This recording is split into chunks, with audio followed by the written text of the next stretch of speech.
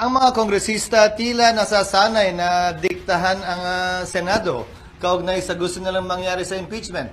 Pues kung trabaho ng ilang mambabatas na maging sunod-sunuran kay Speaker Romualdez na gusto klaro itong impeachment na ito, hindi namin trabaho yan sa Senado. Hindi ko rin trabaho yan bilang tagapangulo ng Senado. Para sa akin, gagampanan namin ang aming tungkulin ayon sa aming paniniwala na tamang proseso na naaayon sa batas. Nung inupuan nila na mahigit 2 buwan itong impeachment complaint, may narinig ba sila sa amin? Nakalagay din sa rules nilang immediately ibibigay ng SecGen yung impeachment complaint sa Speaker. Hindi nila ginawa yon sa loob ng mahigit 2 buwan.